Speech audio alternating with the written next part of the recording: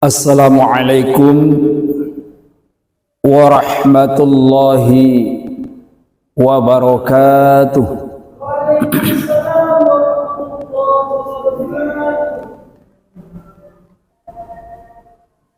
Bismillahirrahmanirrahim. Alhamdulillahi rabbil alamin. Wa bihi nasta'in ala umuri dunya waddin. Wa sallallahu ala Muhammadin wa ala alihi wa ashabihi ajma'in.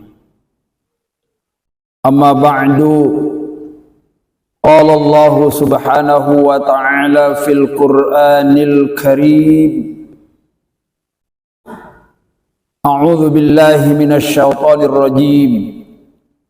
Walan tarda ankal yahudu walan nasara hatta tattabi'a millatahum qul inna hudallahi huwal huda wala in ittaba'ta ahwa'ahum ba'da alladhi ja'aka minal ilm ma laka minallahi min waliyyin wala nasir. Shadaqallahul azim. Ma'asyiral muslimin, bapak-bapak dan ibu jamaah salat maghrib maupun salat isya yang dirahmati Allah dan yang kami hormati. Kajian kita pada malam hari ini akan kita lanjutkan sebuah tema yang berjudul Al-Adu. Pentingnya setiap orang-orang beriman mengetahui siapa kawan, siapa saudara kita sebenarnya, dan siapa lawan kita. Siapa orang yang harus kita cintai, yang harus kita bela, dan siapa orang yang harus kita musuhi dan harus kita perangi.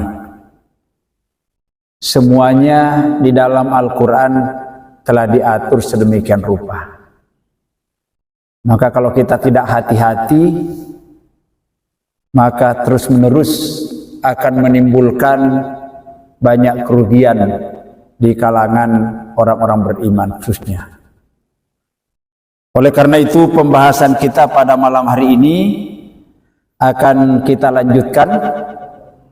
Insya Allah masih ada dua lagi musuh-musuh yang paling berbahaya setiap orang-orang beriman yang akan kita bahas.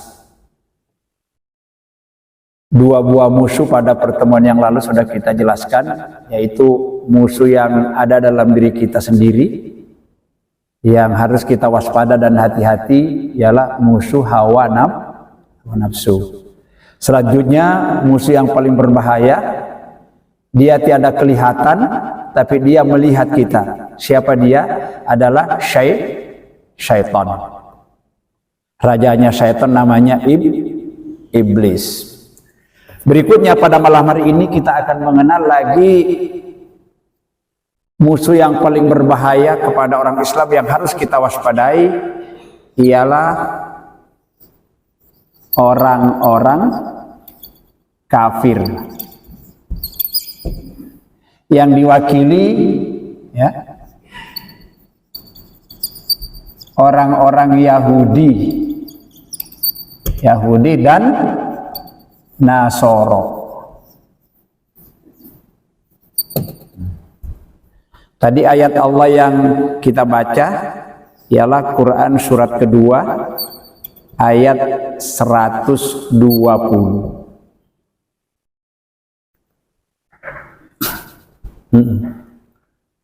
Ayat ini menjelaskan bahwa kita harus waspada dan hati-hati menghadapi dua golongan manusia ini. Allah Subhanahu wa taala berfirman, a'udzu billahi minasyaitonir rajim. Walan tarda ankal yahudu walan nasara hatta tattabi'a millatahum walam tarda ankal yahudu walan nasara hatta tattabi'a millatahum qul inna hudallahi huwal huda, dan seterusnya. Walan tardo angkal yahudu, kata Allah memberitahu kepada kita, sekali-kali tidak pernah ridho, sekali-kali tidak akan pernah senang kepadamu wahai Muhammad, juga kepada umatnya Nabi Muhammad, dari dulu sampai nanti kiamat. Dia tidak pernah ridho, tidak pernah senang, tidak pernah rela melihat orang-orang beriman itu kalau hidup tentram, hidup bahagia, hidup melaksanakan ketaatan kepada Allah dan ketaatan kepada Rasul, enggak pernah ridho, kata Allah. Siapa dia? Al-Yahudu, orang-orang Yahudi. Siapa dia lagi? Walan Nasoro, juga orang-orang Nasoro. Nasoro itu bahasa Quran. Kadang-kadang Quran itu disebut Nasoro, kadang-kadang Nasrani, sama itu. Kalau perkembangan bahasa sekarang, orang-orang Kristen, Protestan, dan Katolik diwakili itu. Kalau dalam Al-Quran tidak ditemukan itu. Yang ditemukan hanya orang Nasoro atau orang Nasrani. Jadi ini Quran menginformasikan Tuhan. Berarti kita harus waspada. Orang-orang Yahudi, orang-orang Nasoro, dari dulu semenjak Islam ini diturunkan sampai nanti akhir zaman terus menerus benci kepadamu, tidak senang kepadamu, tidak pernah ridho kepadamu. Ini bahasanya lan, ada lam. Kalau lam itu tidak, tapi kalau walan sekali-kali tidak akan. Oh, tegas bahasanya. Sekali-kali tidak akan pernah yang namanya orang Yahudi dan Nasara itu senang kepadamu wahai orang-orang beriman, wahai orang-orang Islam, hatta tattabi'a millatahum, sehingga kamu mengikuti sistem kehidupan mereka, sehingga kamu mengikuti aturan hidup mereka, sehingga kamu mengikuti agama mereka. Jadi kalau Allah sudah ngomong kayak gitu, ini kita harus waspada dan hati-hati. Dalam minggu-minggu ini dipertontonkan ya kepada seluruh dunia, bagaimana saudara kita di sana Palestina yang sudah lebih 70 tahun lebih negaranya dijajah oleh orang-orang Israel. Orang Israel itu orang Yahudi. Di belakangnya bukan Israel itu negara kecil sebetulnya ya. Ya, tapi di belakangnya negara superpower Amerika. Geger ini dunia ini kurang lebih 1 minggu ini. Bisa kita ikuti di perkembangannya di televisi, di media massa, juga di media-media segala luar biasa.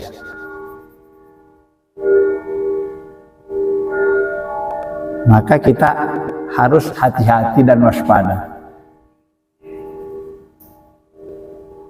Bagaimana cara mereka memerangi orang-orang beriman, orang-orang Islam ini, supaya mereka mengikuti agamanya, mengikuti aturannya, mengikuti sistem kehidupannya itu, segala macam cara dilakukan.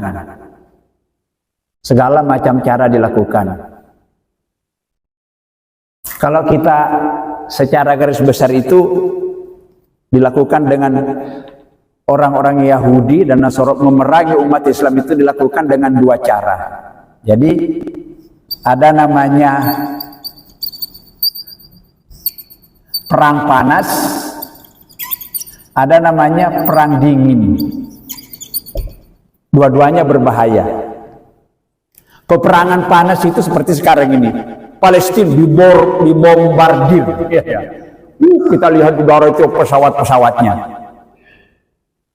Ya kalau bukan karena pertolongan Allah, nggak bisa menang Palestina, Pak, karena kekuatan senjatanya. Tapi tidak sedikit juga yang korbannya ya. Memang yang nyerang dulu Palestina, memang Hamas yang nyerang. Sehingga dikembangkan yang merasa itu teroris ya. Bukan teroris Islam. Islam itu nggak pernah teroris. Islam itu hanya membela diri ketika dijajah. Sama dengan kita dulu negara Republik Indonesia dijajah berapa lamanya, Pak? 350 tahun.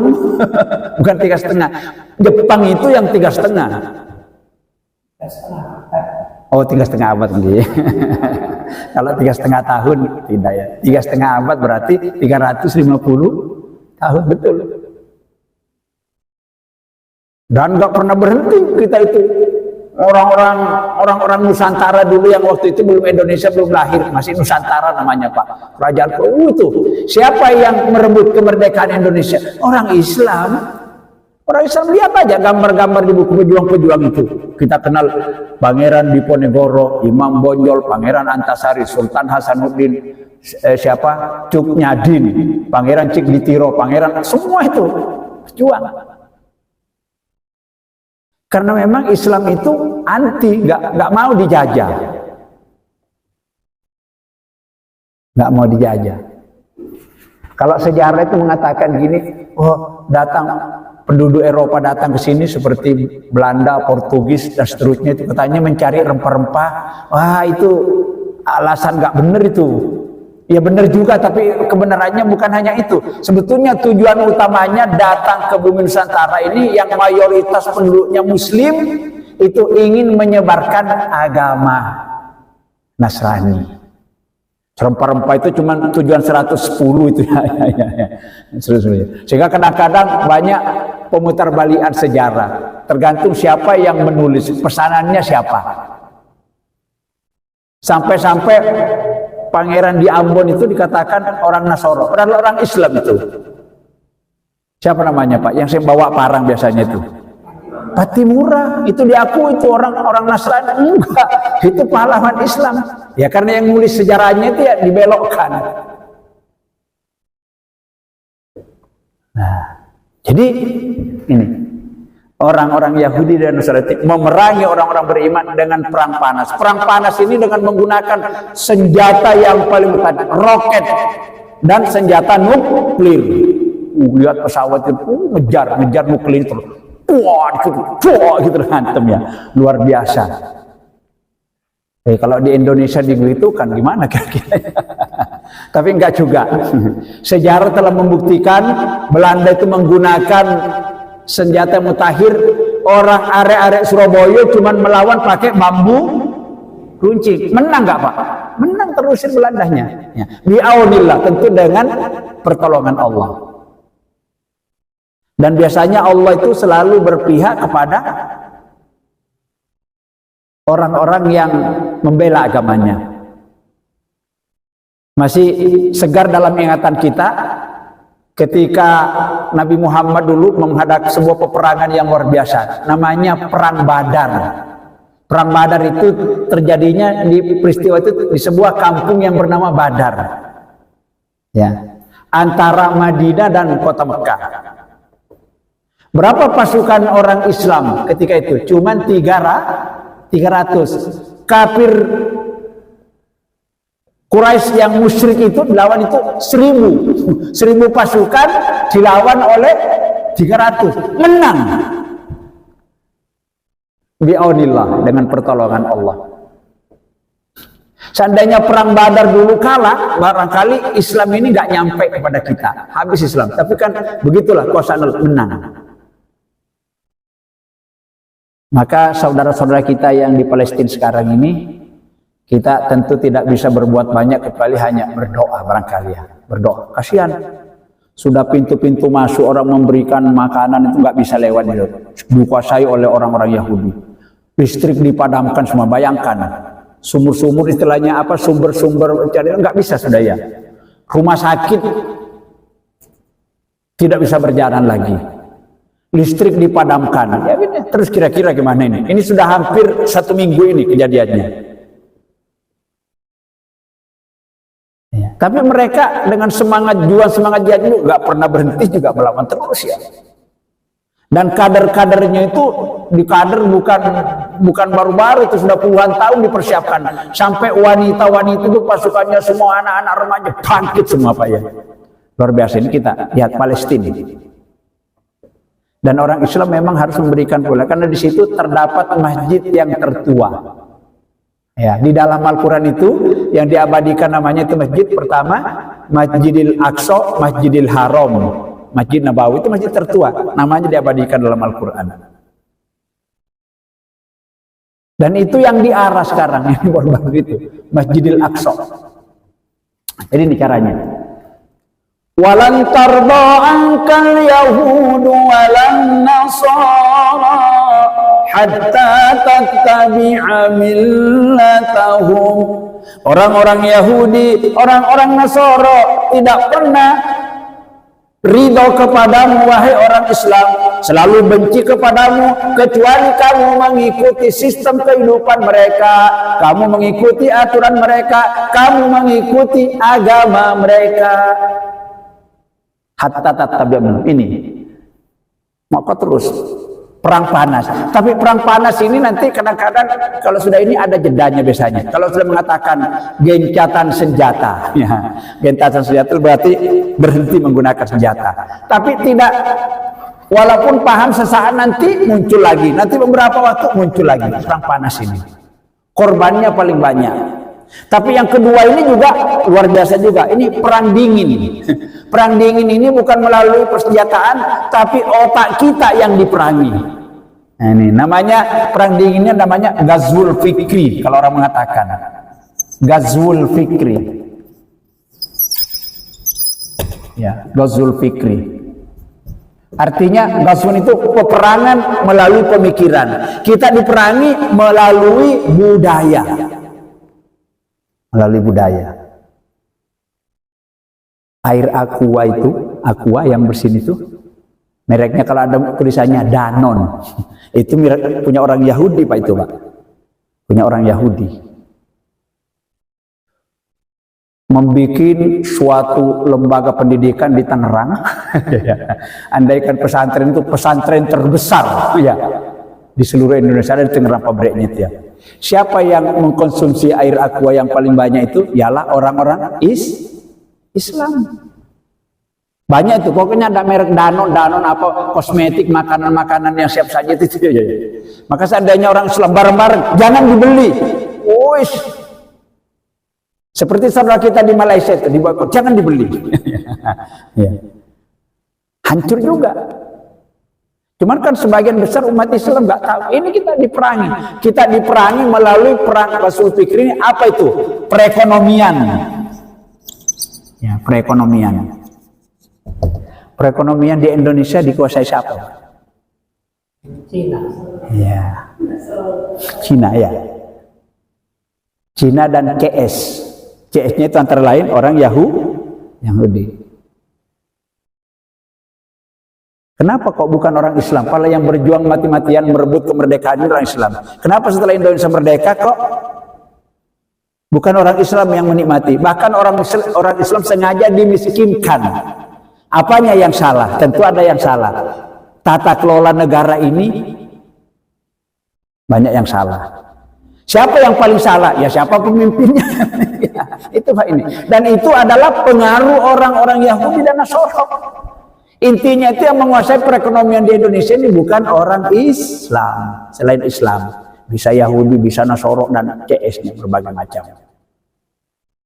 Inilah hebatnya mereka. Kita diperangi dengan perang dingin. Penomian. Terus budaya-budaya seperti orang hiburan-hiburan itu berbagai macam. Terus makanan-makanan. Saya pernah melihat pabriknya yang dikirim melalui video yo. Itu yang apa namanya yang punya Amerika itu ya. Banyak di Indonesia juga. Surabaya banyak. yang namanya McDonald. Punya orang Yahudi itu loh Pak. Itu Pak semua apa-apa digiring masuk semua ya. Semua binatang itu loh kalau gini yang sudah bangkainya giring tertutup jadi. Itu akhirnya yang dijual dalam bentuk kemasan. Kita kadang-kadang nggak pernah tahu. Itu paling enak dimakan karena itu memang di situ sudah berbagai macam itu ya. Coba kita orang Islam bertaubat, jangan beli yang kayak gitu. Ya gulung tikar. Ini. Ghazwul fikri. Jadi orang-orang Yahudi untuk merusak sistem kehidupan Islam kita diperangi dengan perang pemikiran. Ekonomi kita dirusak, sistem ribawi sekarang ya. Nganak no duit. Ya ya. Segala macam yuk kredit ini, kredit sebetulnya itu bukan untuk nolong, mencekik itu. Dicekik kok kita nggak terasa, cuman kelihatannya ya.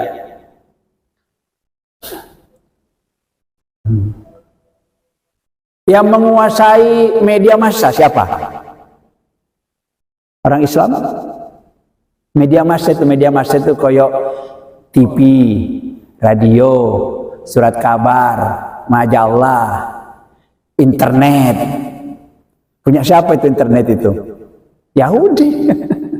Yang namanya Mbak Google, YouTube, Facebook, Instagram, TikTok sekarang yang paling modern itu gitu tuh. Pernah kita berpikir itu senjata itu yang digunakan kita diperangi secara dingin tapi sudah dikuasai otak-otak kita gini ya semua itu ya. Coba dulu anak-anak kalau maghrib itu rajin ngaji belajar jamnya kayak gini. Sekarang apa? Ini loh di pinggir-pinggir jalan ini apa itu? Internetan. Nggak ada lagi yang mau ngaji. Tidak ketinggalan juga bapak-bapak dan ibu-ibu juga banyak nggak mau ngaji karena pengajar gini. Di rumah dia main apa? Internet ini ya. Dirusak, dicuci otaknya kita ini. Itu tangan mereka. Nah ini hati-hati. Ini yang dimaksud. Walan tarda ankal yahudu walan nasara hatta tattabi'a millatahum. Ya. Hatta tattabi' sehingga kamu mengikuti cara hidup mereka, sistem hidup mereka. Coba, nggak usah jauh-jauh makan sekarang Pak. Cara makan kita itu Islami apa enggak itu ya? Diundang orang-orang Islam itu ngundang anaknya ngadakan pernikahan, bikin teror kadang-kadang di gedung. Kita diundang, nggak disediakan kursi, kita disuruh makan berdiri. Coro sopo iki. Makan berdiri aturan dari mana itu? Apa Pak bahasanya itu? Dari mana datangnya prasmanan itu? Budaya Islam nggak itu? Dulu kita kalau di Surabaya masih pertama nggak ada kayak gitu-gitu dulu. Kita makan duduk dikasih nasi sepiring, enak itu Pak, nggak mubazir, pas sama rata itu ya. Sekarang nafsu kita dipancing dengan makan yang enak-enak. Orang imagine makan sini. Orang kalau nafsu makannya nggak tergali, masa mikirin saudaranya, disikat semuanya Pak ya. Nggak mikirin orang yang di belakang itu. Gaya hidupnya ya Allah. Ngumbar nafsu makan, kita dipancing dengan serakanya kita muncul. Sudah seperti itu makannya berdiri lagi. Hak duduk ya. Kata Nabi, orang yang makan minum sambil berdiri itu adalah perbuatan setan. Nabi itu halus bahasanya. Sebetulnya Nabi nggak mentolok orang makan minum itu berdiri setan ya, nggak mungkin Nabi ngomong gitu. Tapi itu maksudnya kan sama. Masya Allah. Hati-hati Pak. Maka orang Islam ini orang kalau nggak ngerti siapa kawan siapa lawan jadinya seperti ini. Kita hanyut gitu nggak pernah berpikir. Memang kita pemikiran kita yang dirusak diperangi. Diperlihatkan seolah enak-enak cara begini enak-enak. Lihat kan.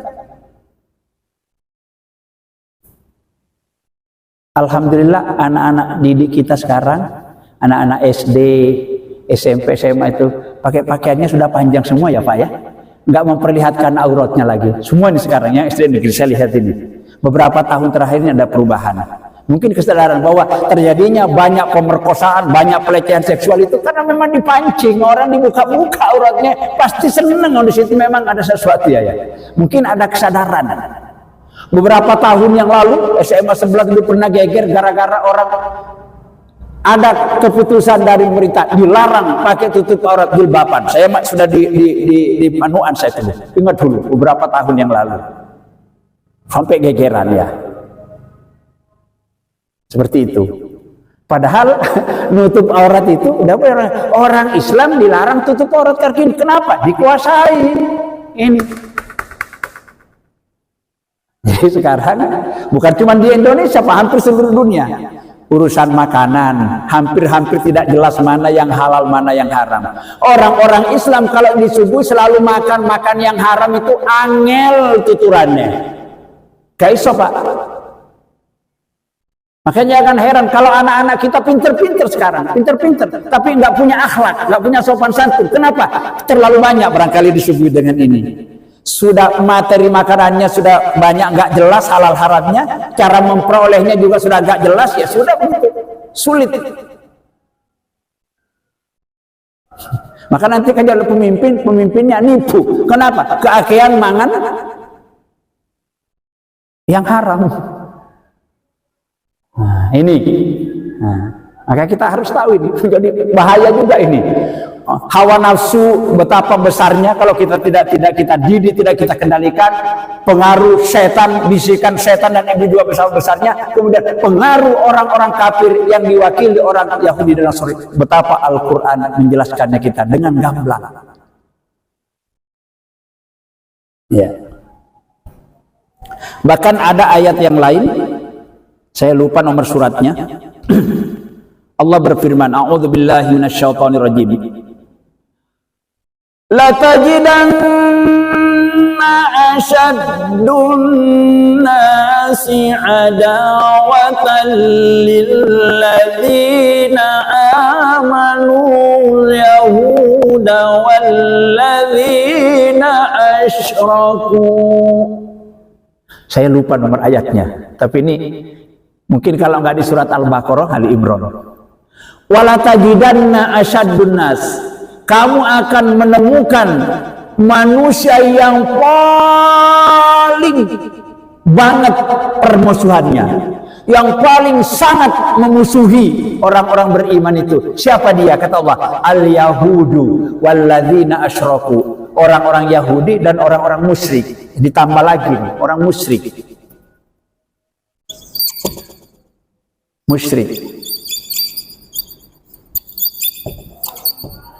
Orang musyrik itu orang kafir apa orang Islam? Asamsul. Orang musyrik itu orang kafir apa orang muslim?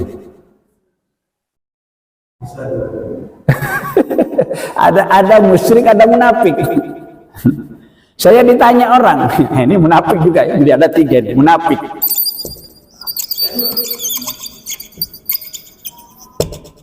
Ada pertanyaan gini, Pak, orang-orang munafik itu kan suka berpura-pura, Pak. Orang-orang munafik itu orang Islam kah yang pura-pura kafir atau orang kafir yang pura-pura Islam? Yang mana ini? Kafir pura-pura Islam. Kafir pura-pura Islam. Sholat juga loh, Pak. Orang munafik itu sholat.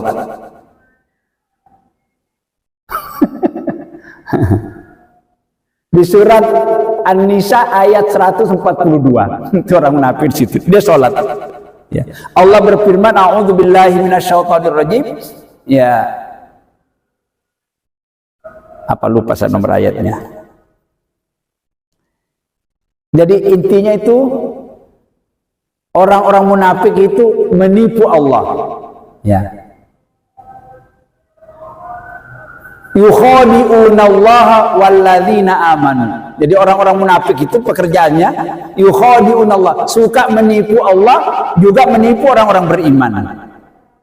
Wa idza qamu ila sholati qamu kusala.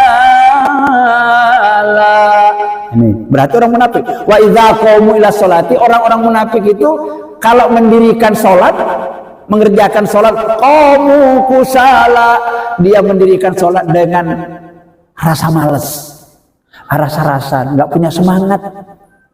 Yang penting sholat. Itu orang munafik. Kadang-kadang kalau imamnya agak berdiri lama, agak berdirinya gini, kok mana nih sampai gini ya. Sholat dia. Wa idza qamu ila qamu kusala yura'unan nas, mereka melakukan ibadah termasuk sholat, yura'unan nas, cuma untuk pamer kepada manusia. Nah, itu sifatnya orang pamer. Ria. Ria. Jadi kalau ada orang sholat itu disertai dengan ria, sholat kok dicerita kepada orang. Tadi malam saya sholat tahajud gini, nek puasa Senin Kamis saja nggak pernah tinggalkan. Lah kan gua apa dicerita sama orang kayak gitu, itu urusan ibadah. Jangan-jangan muncul perasaan ria. Nggak diterima oleh Allah itu ya. Yura'unan nas. Wala yalquna Allah illa qalila. Orang-orang munafik itu kalau melakoni sholat la yadhkuruna Allah, tidak berzikir kepada Allah, tidak ingat kepada Allah illa qalila, sedikit sekali. Nah kalau begitu terus apa yang diingat di dalam sholatnya? Nah ini termasuk musuh yang paling berbahaya ini, orang-orang munafik. Orang munafik bahayanya itu karena nipu.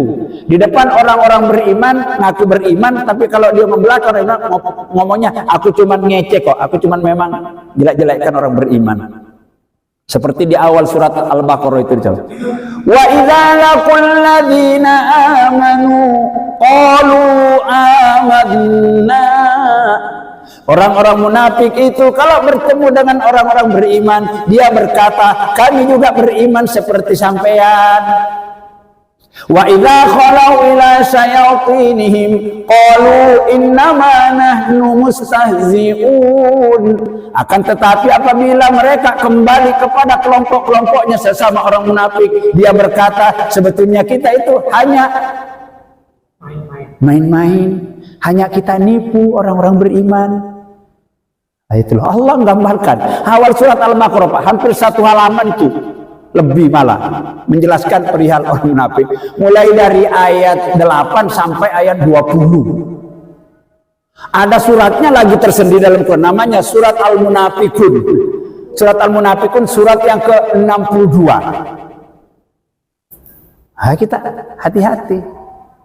Jadi orang munafik itu sebetulnya, tadi kan pertanyaan, orang munafik itu orang Islamkah yang pura-pura kafir atau orang kafirkah yang pura-pura Islam? Nggak begitu jawabnya. Orang munafik itu sebetulnya orang Islam, cuman kelakuannya, tindakannya banyak menyerupai orang-orang kafir. Gitu loh ya. Jadi kalau ketemu orang beriman, ngaku orang beriman. Tapi kalau ketemu sama orang-orang kafir yang memakai itu, ngaku kami juga termasuk koncomu ya. Seperti itu. Bingung. Dalam bahasa kita sering orang menyebutnya musang berbulu ayam. Itu orang munafik ya. Musang berbulu ayam. Ada lagi pagar makan isota, pagar makan tanaman. Ini artinya orang yang harus diwaspadai, karena kalau kita berteman dengan musang berbulu ayam, pagar makan tanaman, kita jadi korban terus. Maka diperingatkan oleh Quran, itu musuh. Orang musyrik juga sama. Ini satu kelompok ini. Jadi musuh-musuh kita ini ada hawa nafsu, ada dari setan, ada juga dari kalangan sesama manusia. Kalangan sesama manusia ini orang Yahudi, orang Nasoro. Orang Yahudi dan Nasoro ini dan antek-anteknya ini, termasuk antek-anteknya ini. Konco-konco siapa nih? Orang-orang musyrik, orang-orang munafik. Ini. Maka hati-hati kita memperlakukan orang ini. Itulah sebabnya Allah Subhanahu wa taala kalau kita ingin memilih pemimpin, hati-hati. Jangan beli kucing. Ya, itu diperingatkan. Terutama kalau orang ini. Allah Subhanahu wa taala berfirman di dalam surat Al-Maidah ayat 51. A'udzubillahi minasyaitonirrajim. Ya ayyuhalladzina amanu la tattakhidhul yahuda wan nasara awliya ba'duhum awliya ba'd. Artinya, wahai seluruh orang-orang beriman, kita ini yang dimaksud, La tattakhidul yahuda, jangan kamu menjadikan orang-orang Yahudi wan nasoro, dan juga orang-orang Nasoro, auliya ba'duhum, menjadi pemimpin di antara kalian, antara satu dengan yang lain. Jangan, dilarang.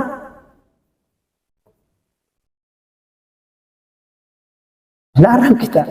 Jangan menjadikan. Bagaimana prosesnya menjadi pemimpinnya itu? Nanti sebentar lagi nih ya. Hati-hati. Dilarang Pak, dilarang. Jangan. Orang-orang Yahudi dan Nasrani, jangan kalian mengangkat sebagai pemimpin.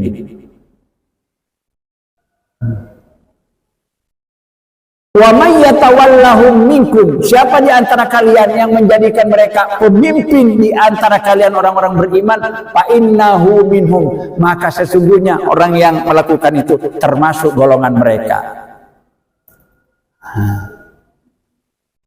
Selanjutnya Allah menjelaskan, innallaha la yahdil qaumaz zalimin, sesungguhnya Allah tidak akan memberi petunjuk kepada orang-orang yang zalim. Siapa orang-orang yang zalim yang dimaksud dalam ayat ini? Ialah orang-orang yang memilih atau menjadikan pemimpin ada saudaranya sendiri sama, tapi malah memilih orang lain.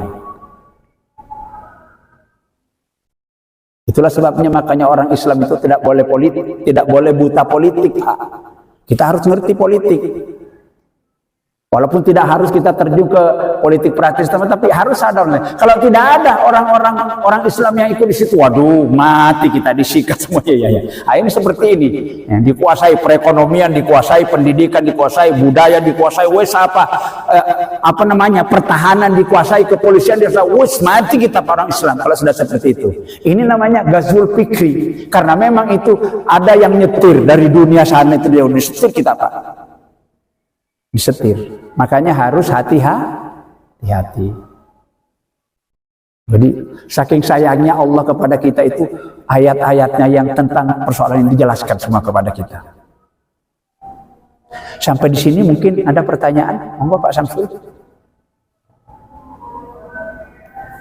Ada pertanyaan Mas Said? Ada pertanyaan Pak? Ya, jadi hati-hati kita ini, ya. Hati-hati. Tapi memang di kalangan mereka itu ada juga yang baik. Ada yang baik juga. Orang-orang Nasrani itu ada yang baik juga. Tidak semuanya jelek. Kalau di sini ayatnya tadi itu kan seperti ada juga. Di ayat yang lain itu dijelaskan juga, mereka orang-orang Yahudi dan Nasrani selama tidak mengganggu kita, nggak boleh kita ganggu. Itulah enaknya Islam itu loh Pak. Enaknya Islam. Kita punya tetangga, orangnya Nasrani atau Yahudi atau mungkin agama lain, Hindu, Buddha gitu. Selama tidak mengganggu kita, haram hukumnya kita ganggu. Makanya dalam Islam itu kafir dibagi dua. Ada namanya kafir harbi, ada namanya kafir zimmi. Nah, inilah dalam Islam. Supaya kita jangan digebyak-uya. Jadi kafir dalam Islam itu dibagi dua. Ya. Kafir.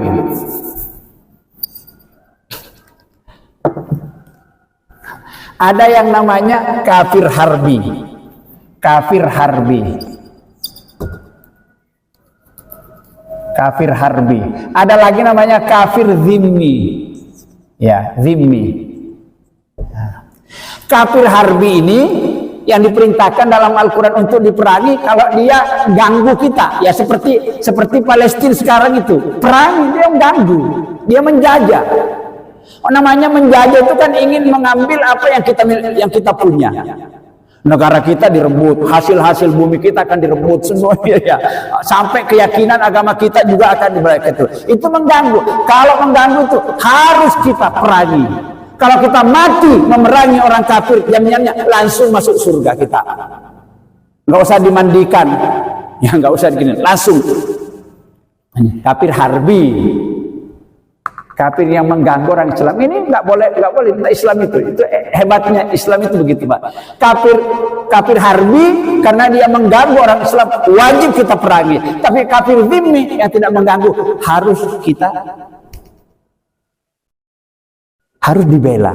Nggak boleh dirampas hak-haknya. Nggak mau ambil aja hartanya apanya. Wong kafir kok nggak boleh. Ya. Banyak di sekitar kita itu loh Pak, orang-orang yang tidak kita, tapi kan nggak mengganggu. Cuman biasanya mereka itu kalau merasa masih kecil nggak ganggu memang, tapi nanti begitu sudah merasa, wah ini kadang-kadang ini. Ya.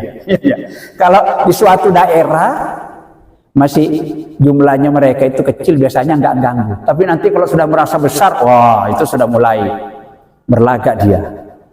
Umumnya seperti itu, tapi tidak semuanya juga. Maka dalam Islam itu kafir zimmi itu haram hukumnya kita perangi, haram hukumnya kita ganggu selama dia tidak berbuat apa-apa pada kita, tidak merugikan kita. Sebaliknya, orang-orang kafir nyata-nyata mengganggu, mau merampas negara kita, mau merampas keyakinan kita, merampas apa yang kita miliki, atau ingin merusak tatanan kehidupan kita, wajib hukumnya diperangi. Kalau kita mati dalam peperangan itu seperti Palestina itu, langsung masuk surga. Namanya mati syahid.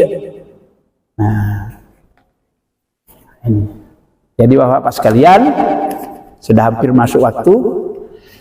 Kita ini termasuk prinsip dasar ini Pak. Ini kan bagian dari prinsip dasar orang-orang beriman, diantaranya itu setiap orang-orang beriman harus paham siapa kawan, siapa lawan, siapa yang harus kita bela, siapa yang harus kita bantu, siapa yang harus kita dukung, dan siapa yang harus kita musuhi, yang harus kita perangi siapa. Itu jelas di dalam Al-Quran, di dalam hadis-hadis Nabi, semuanya diatur.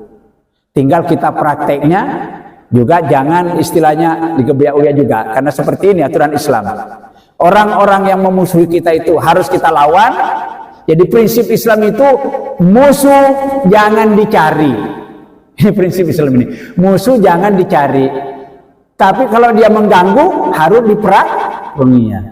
Musuh jangan dicari-cari. Tapi kalau ketemu jangan lari. Kalau kita lari, tambah seperti itu. Ya. Sebagai kesimpulan Bapak-Bapak sekalian, maka kalau kita hidup menjalani hidup kedua di dunia ini, sudah tujuan hidup kita sudah jelas, ya. Kemudian pedoman hidup kita sudah jelas, jalan hidup yang harus kita tempuh sudah jelas, kita sudah paham siapa kawan kita yang sebenarnya, siapa yang kita harus perlakukan sebagai saudara sesama Muslim, saudara sesama orang beriman yang disebut dengan ukhuwah Islamiyah. Kita sudah paham itu. Selanjutnya juga kita harus juga paham siapa orang-orang yang selalu memusuhi orang-orang beriman. Ya, dijelaskan dalam Al-Quran, ya ini kelompok ini, orang-orang Yahudi, orang-orang Nasrani, orang-orang munafik, dan orang-orang musyrik. Ya, orang-orang musyrik itu ialah yang prinsipnya bercabang, bercabang orang musyrik itu ya. Kepingin ikut Allah, tapi kepingin juga ikuti aturan-aturan orang-orang kafir, musyrik. Maka sebetulnya musyrik sama munafik itu cuma beda sebutan, sebetulnya ya sama. Beda sebutan saja. Orang-orang musyrik, orang-orang munafik sebetulnya sama. Ya ada perbedaannya kecil sekali.